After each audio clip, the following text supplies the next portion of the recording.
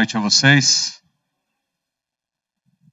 Ontem à noite nós vimos que o projeto do globalismo, ele caminha adiante e mais, a Bíblia afirma que eles vão ter poder por uma só hora.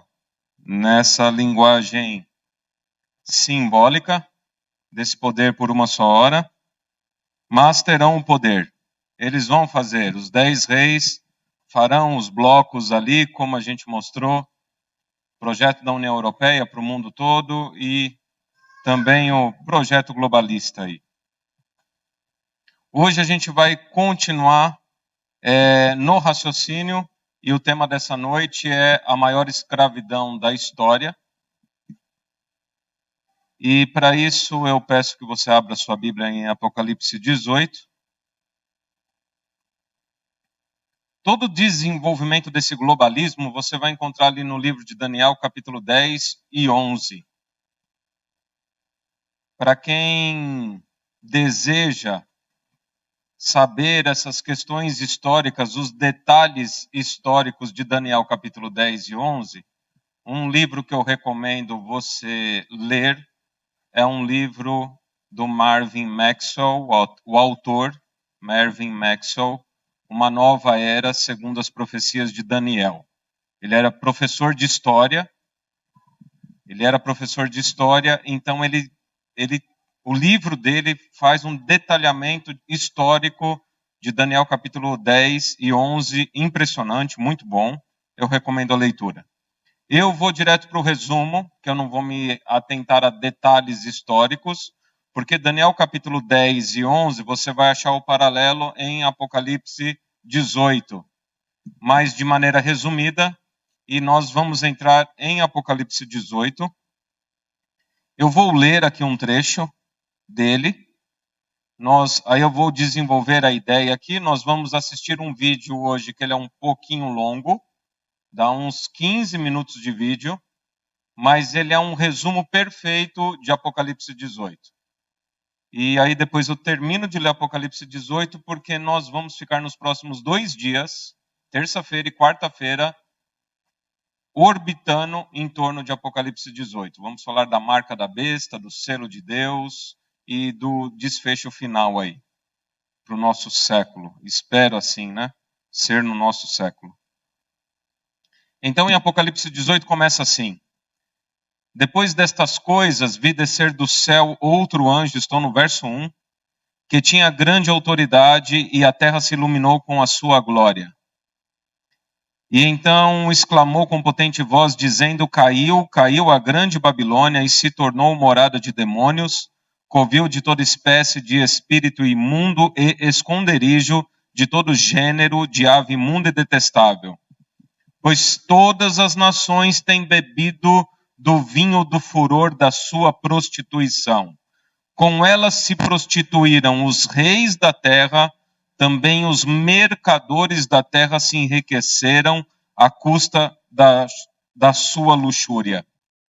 E então Deus, do capítulo 4, dos versos 4 ao verso 8, ele faz um chamado para você sair desse sistema, sair desse globalismo, e é o ponto que eu vou tratar aqui. E vamos continuar a leitura a partir do verso 9. Ora, chorarão e se lamentarão sobre ela os reis da terra, que com ela se prostituíram e viveram em luxúria, quando virem a fumaceira do seu incêndio. E conservando-se de longe, pelo medo do seu tormento, dizem, ai, ai, tu grande cidade Babilônia, tu poderosa cidade, pois em uma só hora chegou o teu juízo. E sobre ela choram e pranteiam os mercadores da terra, porque já ninguém compra a sua mercadoria. Mercadoria de ouro, de prata e de pedras preciosas, de pérolas, de linho finíssimo, de púrpura, de seda, de escarlata e toda espécie de madeira odorífera, todo gênero de objeto de marfim, toda qualidade de móvel de madeira preciosíssima, de bronze, de ferro e de mármore, e canela de cheiro, especiarias, incenso, unguento, bálsamo, vinho, azeite, flor de farinha, trigo, gado e ovelhas, e de cavalos, de carros, de escravos e até almas humanas. Perceba aí esse mercantilismo global, essa questão da compra e da venda. E nós vamos entrar então aqui de maneira bem sucinta e bem breve, porque aqui eu não sou cientista econômico, mas essa imagem que você está vendo aí são shekels. É o início da monetização da história humana.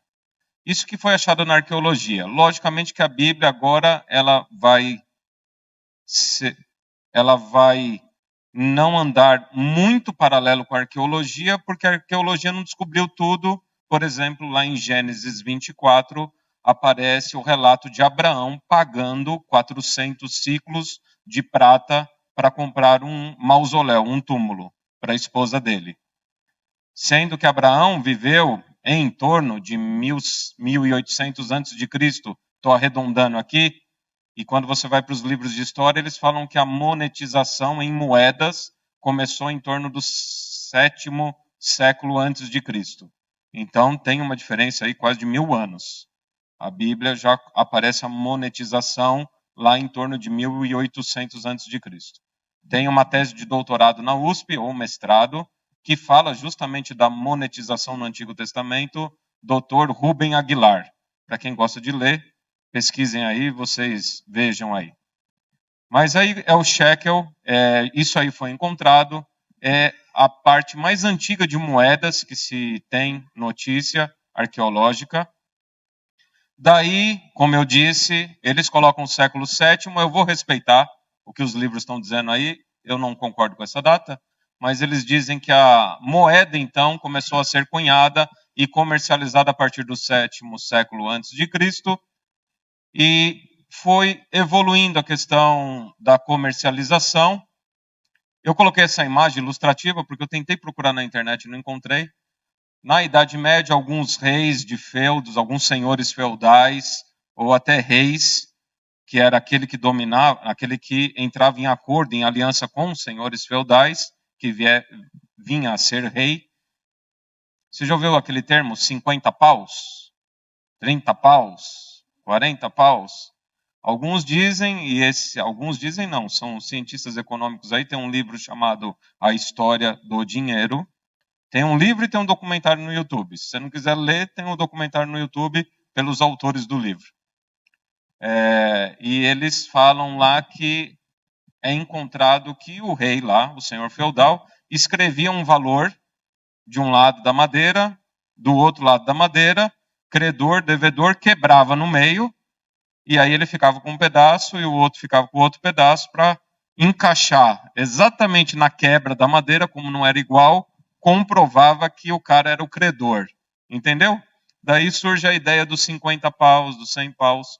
Mas aí o que acontece? Isso aí, segundo a história, foi uma tentativa dos reis que perceberam que se eles controlassem o dinheiro, eles teriam o poder. Na verdade, o foco não era o dinheiro, mas o foco era o poder. Para eu manter o meu poder, eu tenho que controlar a questão econômica das pessoas. O foco é sempre o poder, nunca o dinheiro. É interessante isso aí. Com o passar dos tempos, as moedas, e veio essa ideia dos paus ali, que foi uma tentativa, né? Mas carregar moedas, comercializar com moedas, fazer viagens era arriscado, e então começaram a abrir as casas fiduciárias. As casas onde recebiam esses depósitos de moeda, e em troca das moedas que eram depositadas nessas casas, era emitido títulos para o detentor da moeda. Ele carregava esses títulos no bolso, então, porque achava-se que era mais seguro e mais fácil para transporte. Aí a gente vai dar pulos de séculos. 1919, mais ou menos, é formado os bancos centrais. O primeiro banco central mundial foi na Inglaterra. Depois veio o Fed, Federal Economic Reserve, os bancos centrais, que são bancos, gente. Tem pessoas que a gente analisa a questão brasileira e pensa que é para o mundo todo assim. Que no Brasil quem controla é o governo, mas é o governo e não é. Porque Banco Central não é controlado pelo governo. O governo meio que fiscaliza, na verdade. E os bancos centrais, tanto o Banco Central inglês, que foi o primeiro do mundo, e o Banco Central norte-americano, são sociedades anônimas. São banqueiros particulares que se uniram, pegaram as reservas deles e criaram um banco central. Esses grandes bancos centrais começaram a dar suportes para bancos menores.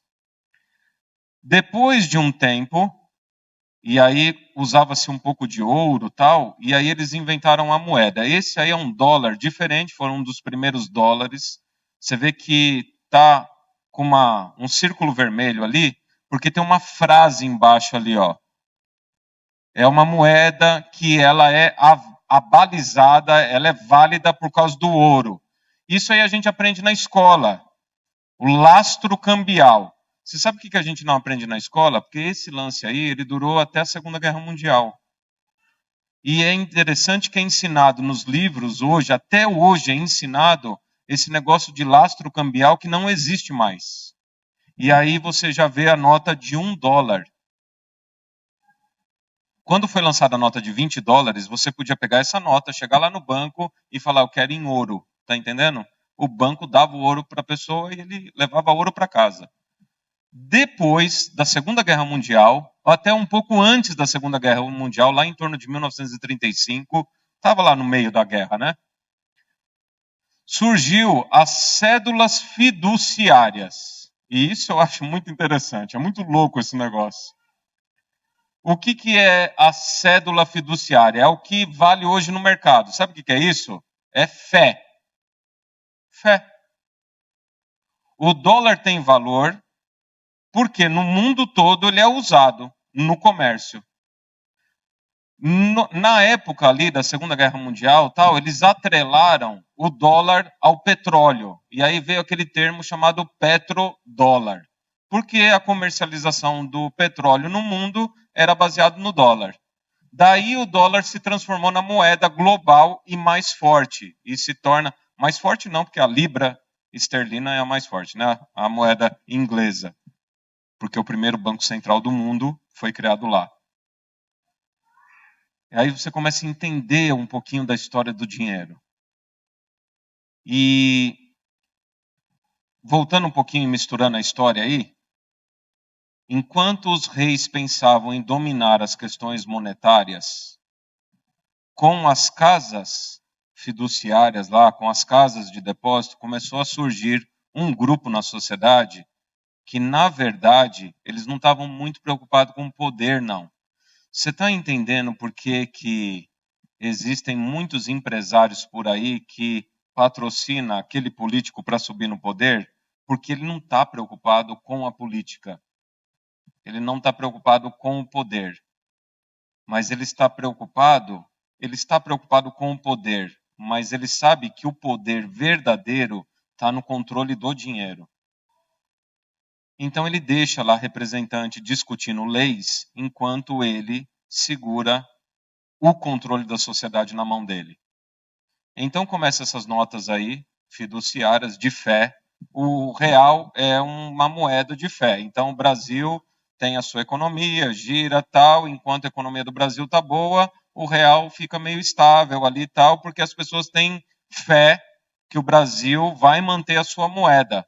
Aí quando você vai para Venezuela, por exemplo, hoje, na situação que está o país, a moeda da Venezuela não vale nada.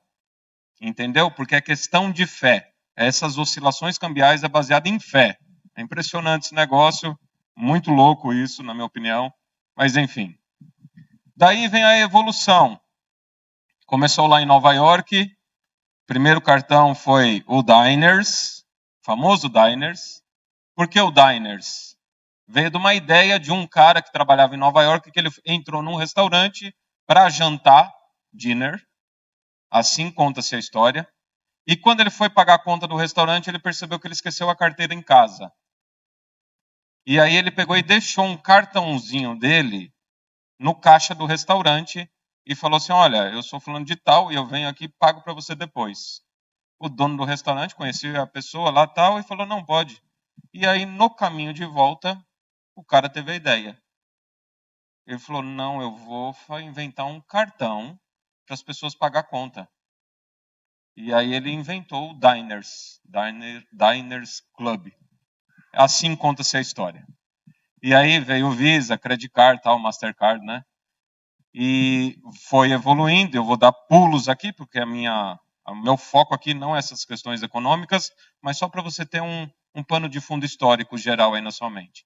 E aí a gente chega nesse momento aí mais moderno, que já é uma etapa pós-cartão de crédito, que é o que nós estamos vivendo, que é o pagamento por aproximação, através de pulseiras, de chaveiros, né, o próprio cartão, tal, né, e celular.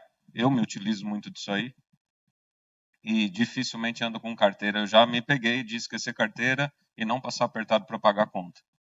Essas são as facilidades. E nós estamos caminhando para uma última barreira. E esse é o sonho. Esse é o sonho. Bitcoin e as moedas eletrônicas vai ser a última fronteira onde vai descentralizar, vai tirar o poder das casas de moedas locais. Tirando o poder das casas das moedas locais, quem vai dominar são inteiramente os bancos centrais. Ah, mas o Bitcoin foi inventado por um cara que ninguém sabe o nome lá, que vai no blockchain lá, que é a tecnologia que garimpa, não sei o quê, tem uma limitação. Ok, mas sempre tem alguém por trás, sempre tem uma pessoa por trás, um cabeça por trás. Então, essa é a última barreira, é a monetização única mundial, que eu acredito que vai caminhar para isso aí. Esse poder que nós vimos ontem aí, desses blocos que terão poder por uma só hora, vai culminar nesse negócio aí. Não estou falando o que é o Bitcoin, mas é a moeda eletrônica em si. Essa é a ideia. O maior banco dos Estados Unidos, né, o Wells Fargo, deu aí um anúncio há 15 dias que eles entraram nessa onda aí e estão criando a moeda deles para começar a pagar salário dos seus funcionários e também fazer um período de teste interno no banco. O Wells Fargo, o maior banco dos Estados Unidos, talvez do mundo, não sei se é do mundo. E Facebook está tentando aí, né? Facebook está tentando lançar a Libra, que é o pagamento deles, e o pessoal está meio assustado com isso aí, mas todas essas discussões que você vê aí na mídia, nas notícias, é porque quem é que vai deter o controle disso aí? Porque quem controlar a questão monetária vai ter muito poder, muito, e os governos estão assustados, tentando barrar de todo jeito, é uma queda de braço realmente o que está acontecendo. Lembrando o que eu disse ontem, é que tudo isso transcorre, mas Deus está acima de tudo isso aí. Deus segura os quatro ventos, Deus acompanha o desenvolvimento disso, e logicamente que biblicamente fala que eles vão fazer os blocos, eles vão ter esse domínio, a gente acabou de ler aqui e tal. Enfim. Mas Deus está no controle de tudo. Eu acredito que agora é o vídeo. É isso mesmo. Eu já li Apocalipse 18, a gente viu essa aqui dessa mercantilismo global, dessas mercadorias e tal, e nós vamos entrar no vídeo agora para você acompanhar a ideia. Essa é uma tese de doutorado do Dr. Martin Kuhn, pela Universidade Metodista de São Paulo, do campus de Piracicaba. Ele é reitor no UNASP, Engenheiro Coelho, e, na minha opinião, não é só uma tese de doutorado, é um resumo, o vídeo é um resumo da tese de doutorado dele. Na minha opinião, é uma inspiração aí sobre Apocalipse 18. Vamos ver se entra.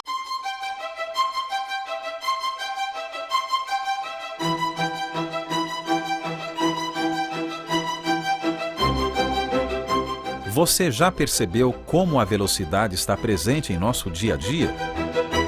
Tudo precisa ser veloz. Com o Enter, você pode enviar informações rapidamente para qualquer canto do planeta. Se você acha que velocidade é coisa só de tecnologia, está muito enganado. Vai muito além. Queremos ser rápidos nas conversas, queremos ser rápidos no estudo, não temos paciência para esperar numa fila. Na realidade, estamos diante de um fenômeno que é muito maior do que a tecnologia em si.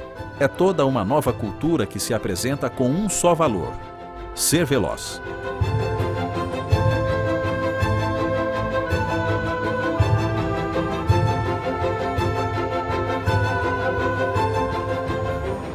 Essa cultura da pressa se torna ainda mais evidente nas grandes cidades. Nova York é uma das metrópoles mais apressadas do mundo e a Times Square Avenue representa perfeitamente esse fenômeno. Enquanto pensamos que vivemos numa democracia, há quem diga que vivemos numa dromocracia.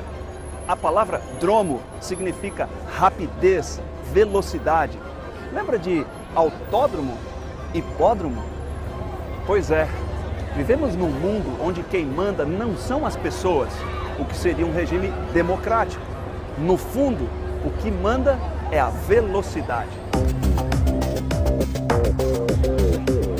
É uma era de horror ao vazio, como diz o estudioso brasileiro Ciro Marcondes Filho. Tentamos preencher cada segundo da nossa vida com alguma coisa. Por isso, vivemos sempre acelerados.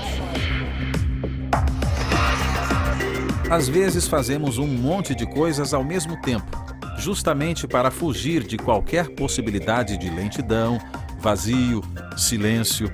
Daí a busca absoluta por velocidade.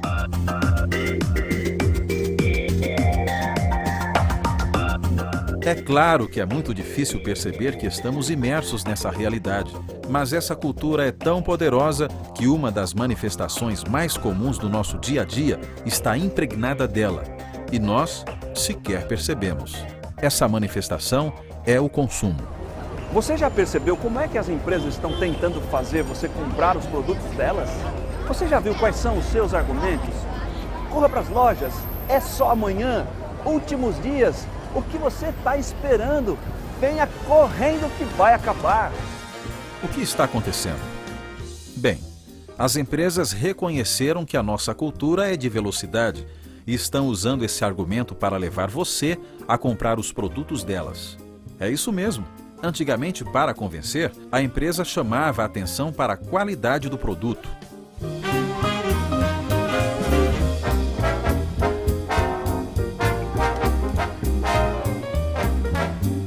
Depois, as empresas descobriram um novo jeito de falar. Elas perceberam que podiam nos convencer de que certos produtos nos emprestavam suas qualidades positivas.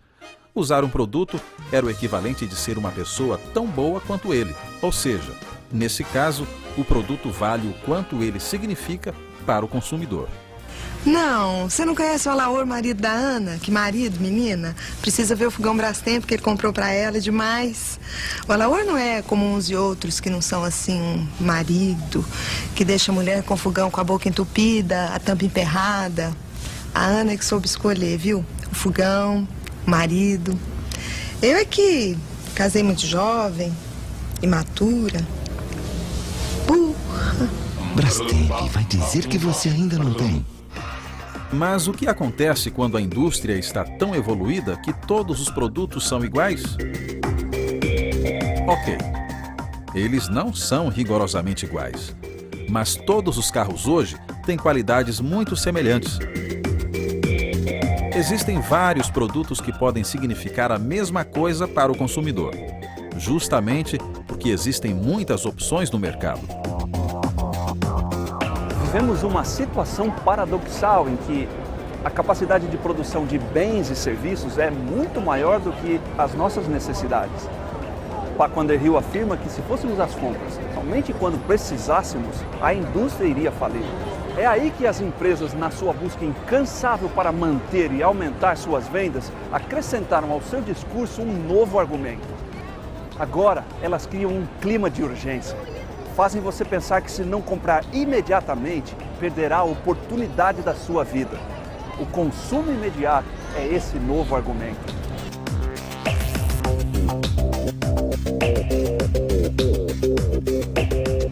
Vamos ver isso um pouco melhor.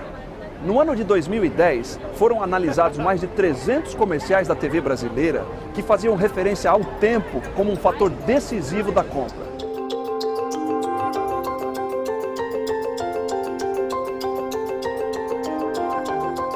72% dos comerciais estabelecem um prazo de validade para a oferta.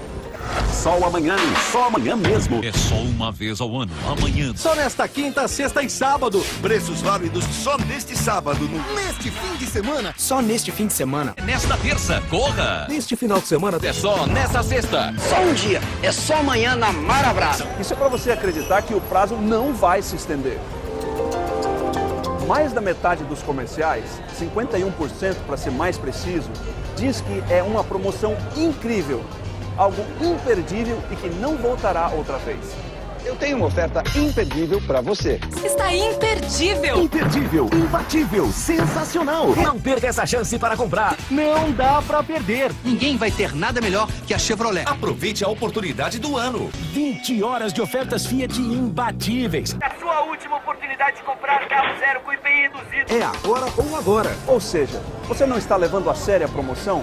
Você não terá outra chance. É comprar ou comprar. É agora ou nunca.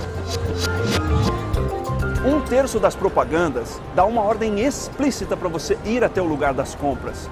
Chegue primeiro na Marabras. É para chegar primeiro e garantir o seu. Venha logo, são poucas unidades. Chegue cedo para garantir o seu negócio. Não perca. Promoção cartela premiada agora. Aproveite seu 13º. Termina amanhã, só falta você. Saia do quase. É uma espécie de aconselhamento, como diz o professor Carrascosa. A oferta está aí. É bom você aproveitar. Tanta promoção pode fazer com que o consumidor tenha dificuldade de decidir.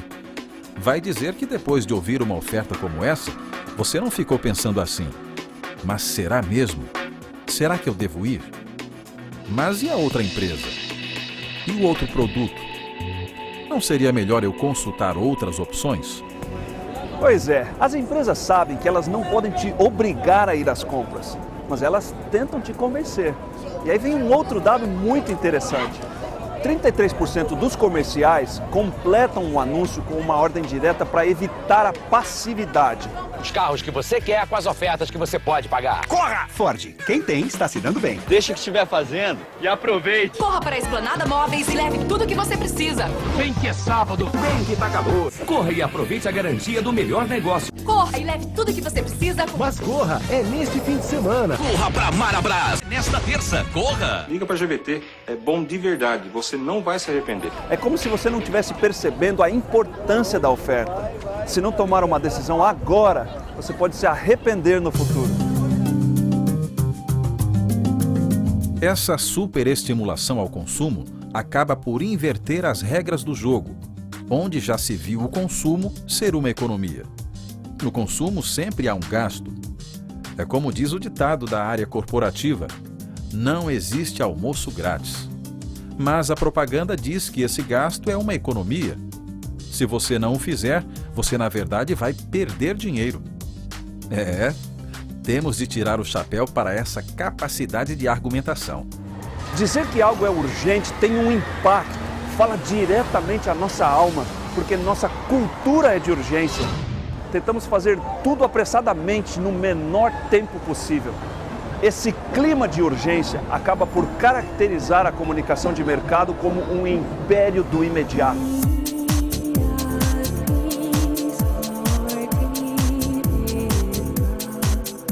As empresas têm estratégias de comunicação muito boas e eficientes, mas você concorda que isso tudo é facilmente identificável como um discurso? E por que esse discurso é tão irresistível?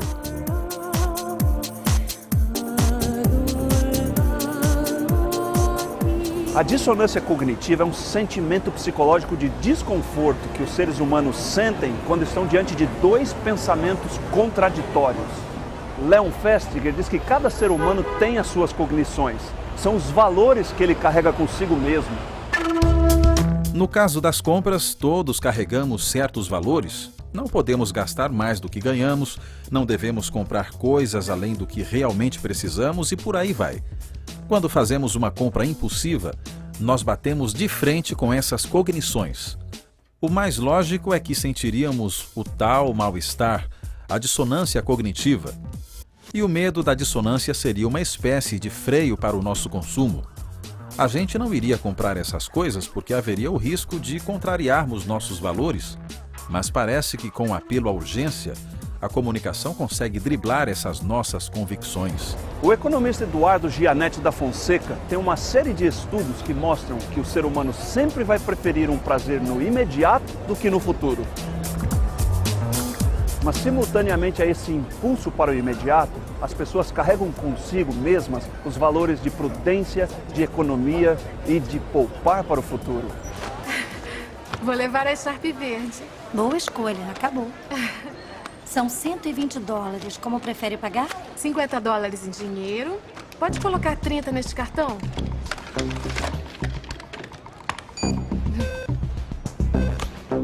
$10 neste. 20 neste. É tão bonito. Recusado. Ah, é? Dá pra tentar de novo? Recusado mesmo. Se o consumidor atender a esse impulso natural para o imediato, ao qual se refere Gianetti, ele vai entrar em confronto com seus valores de prudência, economia, de poupança, ocasionando a dissonância cognitiva. De repente, você descobre que se não fizer o gasto hoje, vai desperdiçar dinheiro. Então, não é mais questão de poupar e ser prudente. Agora, parece que poupar e ser prudente é sinônimo de falta de inteligência. Quem é esperto é quem gasta hoje numa promoção e economiza um bom desconto. Percebeu? Assim é fácil. O apelo ao urgente resolve o problema da dissonância porque permite que você faça um gasto que estava fora do seu planejamento, sem que para isso você precise mudar suas convicções de economia e prudência no trato com o dinheiro. Você atende seu prazer no imediato, sem agredir seus valores, porque agora é inteligente fazer isso. Estamos na cultura da urgência, no império do imediato, em que a razão sempre está ao lado de quem é mais veloz.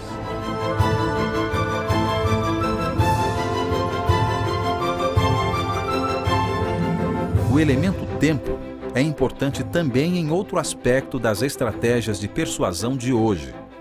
Acompanhe este raciocínio. Toda compra tem um gasto. Ainda que a propaganda conseguisse acabar com qualquer cognição impeditiva da sua mente, ou seja, com qualquer objeção à compra, ela ainda teria que lidar com o custo do que está vendendo. E aí, todo mundo sabe que sem dinheiro não dá para comprar nada. E então, entra o tempo novamente para resolver os problemas. Por que você acha que em quase todos os anúncios analisados, as empresas diziam que você podia pagar em 10 suaves prestações? Elas chegam a dizer que você vai começar a pagar muito depois da compra. Vem cá, você tem R$1 no bolso? Então corre pro Feirão Volkswagen, você escolhe seu carro, dá R$1 de entrada e só começa a pagar o restante depois do Mundial da África do Sul, gente. Ou com a primeira parcela só depois da Copa. E tudo em 12 vezes sem juros. Pague a primeira em até 70 dias no cartão 6C. Uma promoção assim é quase irresistível. Além de insinuar que essa é a compra da sua vida, a propaganda ainda diz que você não vai desembolsar nenhum tostão agora. O primeiro pagamento está tão distante que você realmente vai ter a sensação de estar fazendo o melhor negócio da sua vida. Então o tempo é urgente na hora de você fazer a compra, mas se torna elástico e paciente na hora de você fazer o pagamento. Depois não entendemos porque o endividamento das famílias cresceu tanto nos últimos anos.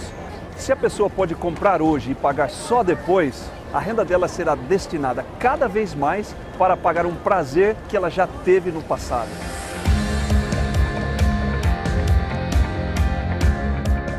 parece haver um impasse ético na própria comunicação de mercado quando a propaganda diz que é só amanhã ou só nos próximos 5 minutos.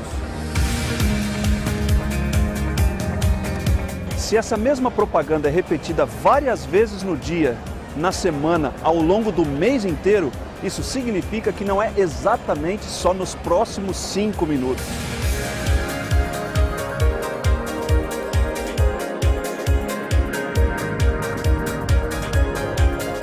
Bom, não temos mais tempo para pensar nessas questões. Todos nós temos um monte de coisa para fazer, mesmo que seja ir às compras, aproveitar aquela promoção que vai só até amanhã.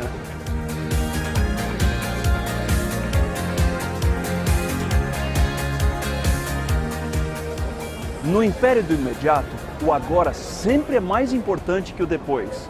Afinal, esta é a era em que parece ser o tempo quem está determinando as nossas decisões. O tempo não volta nem pode parar, mas me dá a chance de recomeçar. O tempo é tempo, não pode curar, mas é no tempo que escolhes me encontrar. Esquecendo o tempo que passou, segurando tua mão, Senhor, eu vou recomeçar.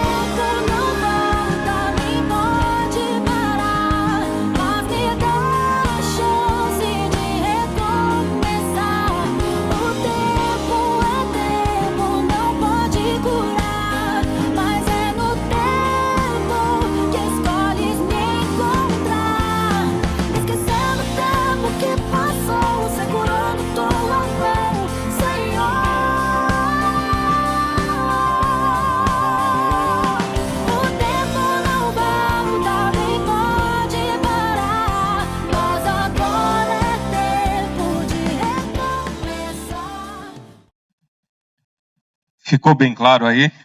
Mais claro impossível do que isso. Veja só, isso é um dado recente, agora de agosto de 2019. 65% da população brasileira declarou estar endividada. 65% da população brasileira. Para pagar essas dívidas, as pessoas estão precisando de 6,8 meses, praticamente 7 meses trabalhando para pagar a dívida. Em outras palavras, se as famílias tomassem a decisão de parar de gastar com tudo hoje, eles ainda teriam que trabalhar 7 meses para conseguir quitar as dívidas que eles possuem. Sabe o que eu achei interessante? Você percebeu que a tese de doutorado do Dr. Martin Kuhn aí é na área de propaganda e marketing, né? Ele é professor no NASP, ele é reitor hoje no NASP, mas ele cuida também da área de jornalismo, propaganda e marketing. Veja só, é interessante a argumentação do tempo para o consumo. Você tem que comprar de maneira rápida, mas você não precisa ter pressa para pagar tal. E é interessante que um livro, e agora eu estou fazendo o meu paralelo aqui teológico, é interessante um livro que foi escrito no ano 100 depois de Cristo, da Era Comum, falar assim, eles vão ter domínio por uma só hora, e envolve questão de tempo. É um detalhe, lógico que João não tinha isso na cabeça, mas é um detalhe que se encaixa como uma luva aí, até irônico a questão. E o texto que eu queria tirar do Evangelho de Jesus para essa noite aqui, caminharmos para o final, é o seguinte. Jesus, lá em Mateus capítulo 6, verso 24, diz: ninguém pode servir a 2 senhores, pois odiará um e amará o outro, ou se dedicará a um e desprezará o outro. Vocês não podem servir a Deus e ao dinheiro. Eu estou lendo a versão aqui ao dinheiro, na nova versão internacional. Mas quando você pega a revista atualizada, a Bíblia revista e corrigida, coloca lá, você não pode servir a Deus e ao mamon. É interessante, é um detalhe interessante de Jesus Cristo utilizar o termo mamon, que era um Deus. Deus ali do materialismo, da riqueza e tal. Em outras palavras, o que Jesus está querendo dizer aí é o seguinte: quando Jesus, da boca dele, ele personifica o papel, a moeda, no caso, no tempo dele, ele personificou a moeda. Não é simplesmente uma moeda de metal, prata, ouro, bronze, mas ele coloca como mamon. Se você lembrar da terceira provação que Jesus passou no deserto, que Satanás apresentou a ele, foi justamente isso aí. Eu vou te dar todos os reinos se você se prostrar e me adorar. Satanás, ele consegue construir um império, e aí a gente volta ao que eu argumentei ontem. Não é só discussões econômicas, não é somente guerra, geopolítica, poder, blocos econômicos, não é isso. Tem algo por trás acontecendo, tá entendendo? E agora também, hoje à noite, eu estou no mesmo tipo de argumento. Não é só questão monetária, não é só questão de dinheiro. É questão que vai interferir na tua espiritualidade. Vai te escravizar. Vai te escravizar. A maior escravidão da história é porque hoje nós estamos vivendo na cultura do débito. Porque quando eu leio no jornal, como eu li hoje, puxando o dado mais atualizado, quando eu leio que 65% da população brasileira está assumidamente endividada e que essas pessoas precisam trabalhar 7 meses para sanar todas as dívidas delas, isso significa que num país de 200 milhões de habitantes, faz o cálculo aí, quem é bom de matemática, 65% de 200 milhões de habitantes, dá quanto aí? 130 milhões de escravos. Só nesse país. Está entendendo? A maior escravidão da história. E você que é um estudioso da Bíblia, você sabe para onde que eu vou caminhar a partir de amanhã. Porque se a marca de Satanás, se o trunfo dele é justamente, olha, somente aqueles que tiverem a minha marca vão poder comprar e vender, numa cultura de consumo dessa, numa cultura onde as pessoas buscam o prazer no consumo, como o próprio vídeo disse ali, citando um autor, que eu esqueci o nome dele aí, mas diz que hoje as pessoas estão buscando um consumo imediato, um prazer imediato, a despeito das consequências das dívidas, tal. Cada vez mais as pessoas estão buscando prazeres, e quando vai pagar a conta, já foi o prazer que ela teve 8 meses atrás. No caso dos brasileiros aí, 7 meses atrás. Para pensar. A pessoa vai estar pagando 7 meses depois um prazer que ela teve lá atrás. No prazer do consumo. E aí Satanás vem profeticamente dizendo o seguinte: eu vou tirar o doce da tua boca. Você não vai ter mais prazer em comprar. Para você ter o prazer que você está viciado, você vai ter que aceitar a minha marca. Percebe para onde caminha?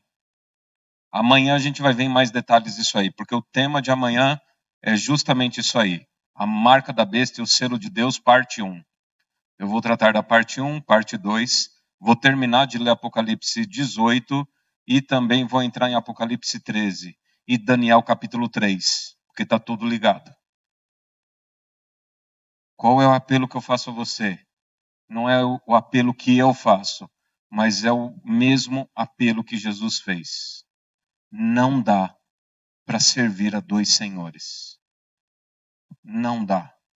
Ou você vai servir a Deus, ou você vai servir a Mamon.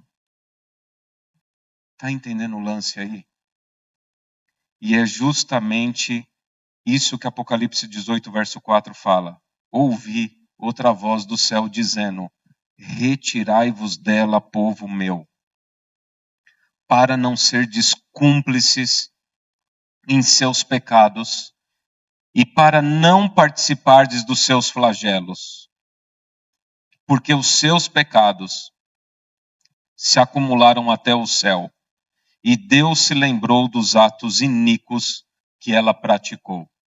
Percebe como o doutor Kuhn terminou o vídeo dele, a tese dele, de maneira acadêmica, de maneira elegante, mas falando no português aqui bem claro, ele fala assim: toda base do consumo hoje é baseado, fundamentado na mentira. Na mentira de que você precisa daquilo imediatamente e na mentira que você tem tempo bastante para pagar. Na enganação. É o grande engano. Quando você conecta isso com a marca da besta, que destruição vai acontecer neste mundo? Satanás tem escravizado esse sistema monetário, o desenvolvimento que ocorreu, a facilidade. Sabe que esse pagamento por aproximação é que foi feito o estudo e as pessoas gastam em torno de 25% a mais do que tirar o cartão do bolso, encaixar na máquina e digitar a senha. Tem um estudo disso aí também. Então veja, Jesus Cristo veio para te libertar. E ele falou: se o Filho vos libertar, verdadeiramente sereis livres. Jesus Cristo morreu na cruz do Calvário para trazer a verdadeira liberdade para você em todos os aspectos. Não somente do pecado. Sim, a maior obra de todas, do pecado. Nos libertou do pecado, nos trouxe a mensagem da vida eterna. Mas ele fala: eu quero que vocês tenham vida e vida em abundância. E esse assunto é tão sério que questões terrenas de consumo e de materialismo vai tirar a salvação de muitas pessoas. E é impressionante porque Apocalipse está finalizando a parte profética terrestre, porque quando você entra no capítulo 19, 20 e tal, já vai começar a falar de coisas celestiais, da cidade santa que desce, do final do novo céu e da nova terra. Então a última mensagem para questões terrestres dentro da profecia é: cuidado com o consumo. Porque os mercadores da terra se prostituíram com os reis da terra e eles pegam esse vinho e embebeda toda a humanidade. Profecia melhor do que essa para o nosso século é impossível, na minha opinião. Está ligado com adoração, está ligado com salvação, está ligado com o desfecho final da história desse mundo aqui. Cuidado com as suas finanças. Cuidado como você gera o seu dinheiro. Enquanto o seu dinheiro não fica na tua mão, ele não é teu.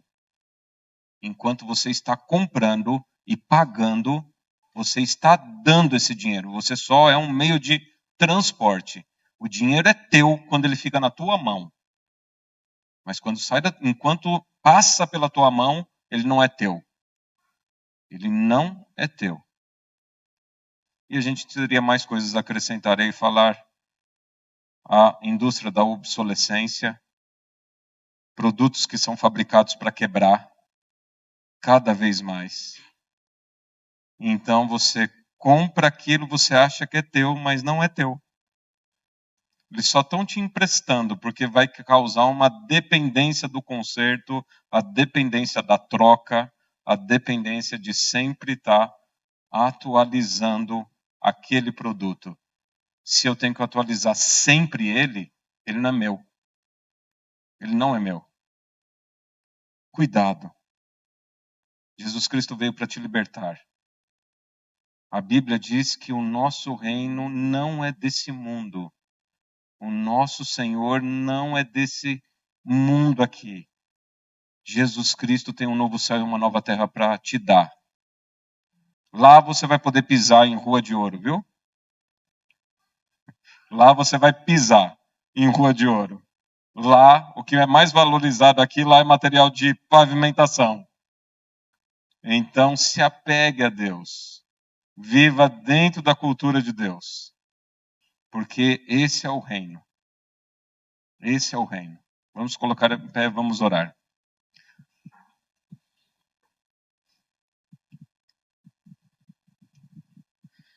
Senhor eterno Deus, agradecemos a Ti pela revelação profética da Tua palavra. Pai, vimos nesta noite o poder do globalismo e do materialismo unido para escravizar os Teus filhos, Senhor. Tenha misericórdia de nós, liberta-nos dessa escravidão, dá-nos sabedoria para administrarmos financeiramente a nossa vida, Pai.